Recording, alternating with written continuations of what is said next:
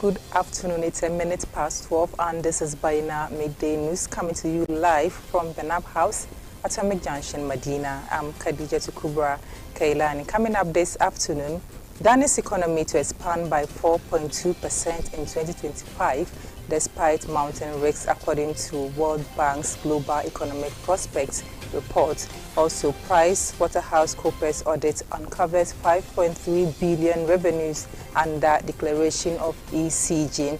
And in some international stories, US aid suspension undermines UN humanitarian initiatives in DRC. Do stay with us for details of the stories.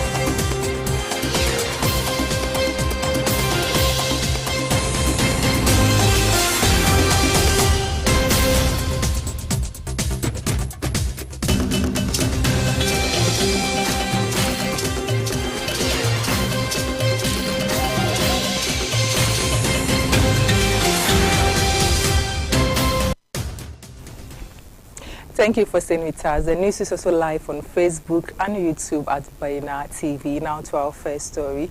President John Dramani Mahama has relieved Dr. Alexander Edusei of his duties as director of the Keta Port, a project that has stalled since its announcement.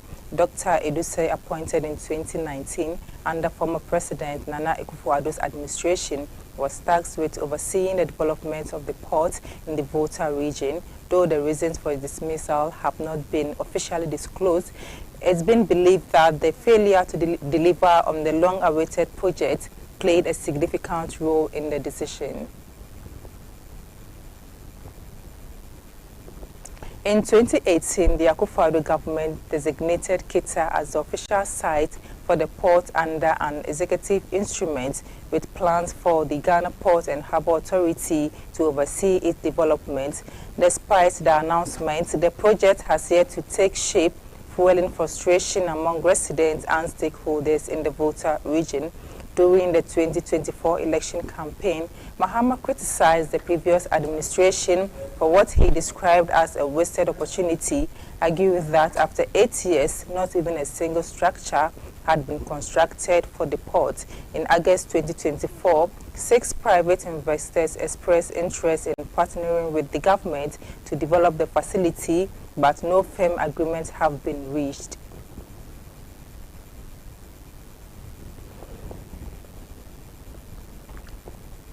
Away from that, the Ashanti Regional Police Commander Frank Abrokwa has been removed from his post, according to sources from the police headquarters. His reassignment follows the violent disruption of the Council of State election in Kumasi on Tuesday, February 11, 2025.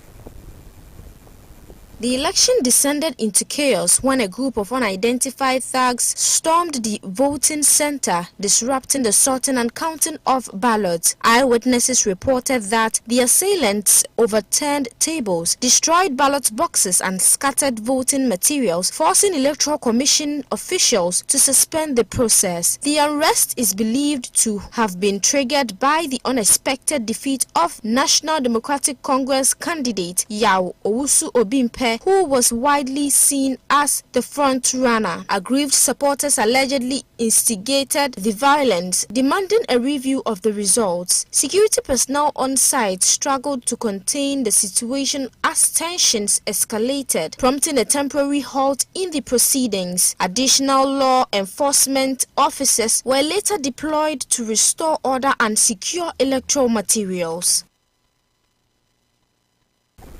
And now in business, Ghana's economy is expected to expand by 4.2% in 2025 and 4.8% in 2026, according to the World Bank's January 2025 Global Economic Prospects report. However, these figures remain below the pre-COVID-19 pandemic average of 5%, reflecting persistent economic challenges. The World Bank has also revised Ghana's gross domestic product growth projection for 2024 downwards to 4.0% from its initial 4.8% estimate in the October 2024 African Pulse report, which aligns with the International Monetary Fund's forecast.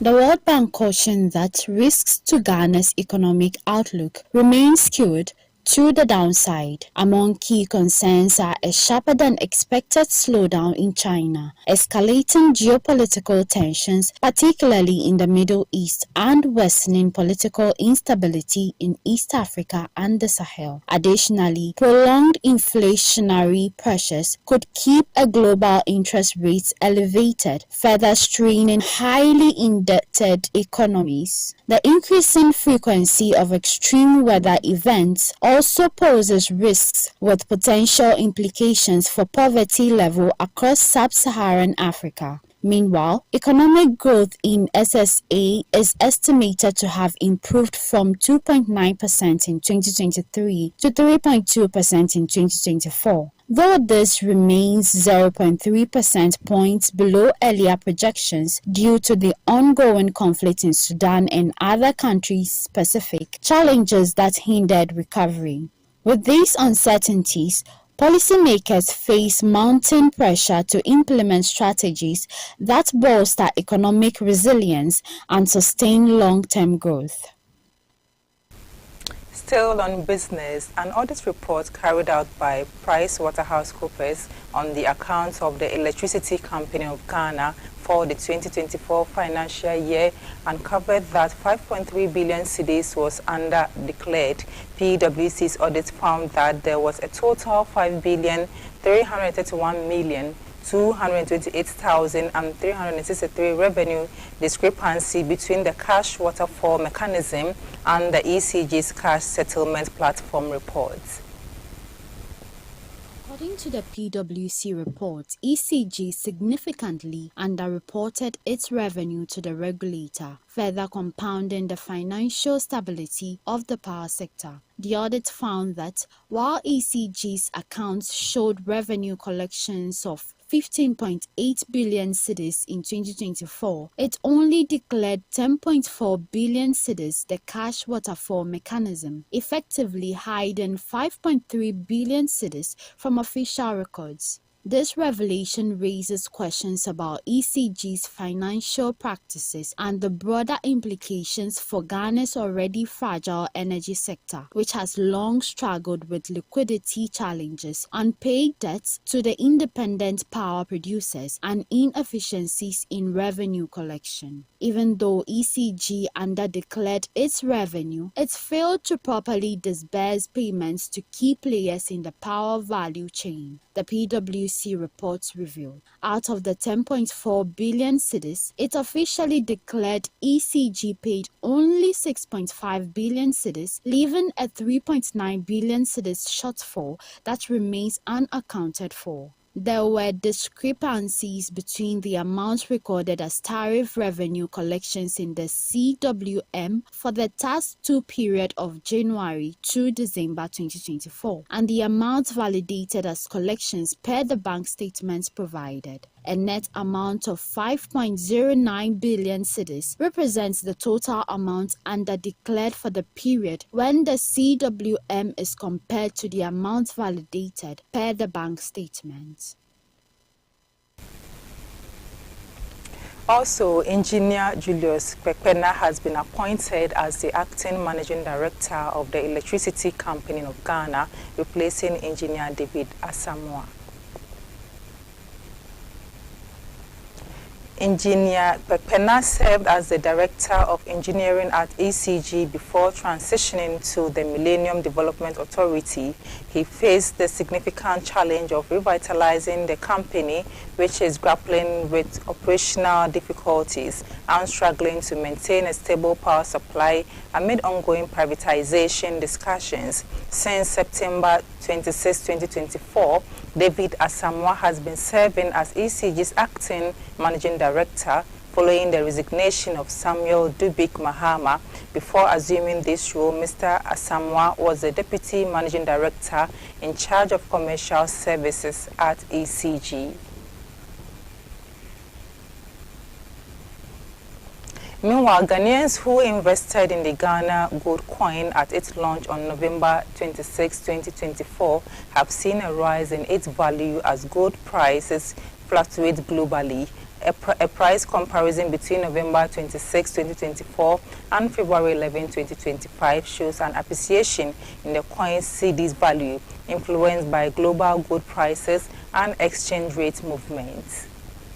The 1 ounce coin is currently priced at 46,671.17 cedis, up from 45,020 cedis, whilst the half ounce and quarter ounce coins have risen to 23,748.65 cedis and 12,318 cedis respectively, from their initial prices of 22,409 cedis and 11,188.12 cedis. Investors who bought the GGC at launch have gained over $1,300 per ounce due to rising gold prices. On November 24, 2024, the London Bullion Market Association PM gold price stood at $2,694.95 with the CD-dollar exchange rate at 15.8. By February 11, 2025, gold has surged to $2,874.65, whilst the CD-dollar rate adjusted to 15.45. The increase in gold prices has helped offset exchange rate fluctuations, making the GGC an attractive option for investors looking to hedge against currency depreciation and tap into Ghana's rich gold reserves. Meanwhile, the Mahama-led administration has inaugurated a technical committee tasked with drafting a legal framework for the creation of the Ghana Gold Board, a strategic move the government believes will unlock greater value from the gold sector and elevate Ghana's standing in the global market.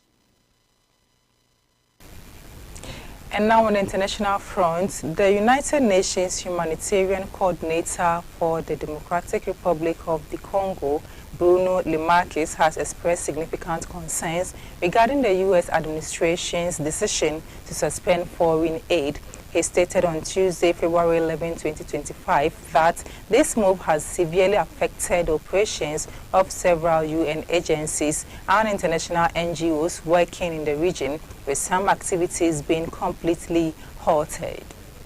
During a video briefing from Kinshasa, Lemarquis highlighted the dire humanitarian conditions faced by many residents in Goma, where essential services like water and electricity are still not fully functional. He reported that hospitals in Goma are overwhelmed, mortuaries are at capacity, and medical teams are struggling to manage an unprecedented influx of war casualties amid shortages of medicines and supplies. The risk of epidemics, particularly cholera and mpox, is alarmingly high, and food prices have surged, leading to an increasing number of people requiring food assistance daily. Lemarquis identified the delivery of aid to Goma as one of the most significant challenges currently faced, noting that Goma Airport, which serves as the primary humanitarian lifeline, remains closed for various reasons. He informed reporters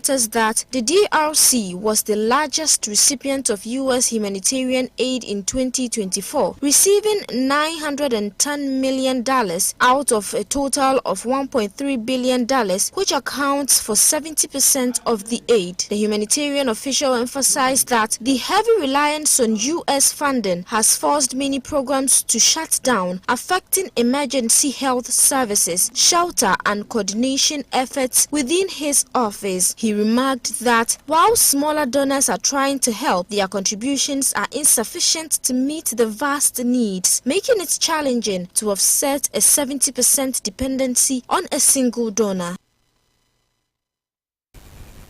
And in sports this afternoon, the Sunyani District Court B has granted 300,000 Ghana cedis bill with 2 sureties each, one to be justified to the 2 female suspects arrested in connection with the murder of Francis Frimpong, a supporter of Kumasi Asante Kotoko FC. When they appeared before the court on Monday, presiding judge Eric Dani directed suspects Elizabeth Akosua Nitiriwa, also known as Akosua Black Chinese, and Ya Asantewa to report to the police twice every week.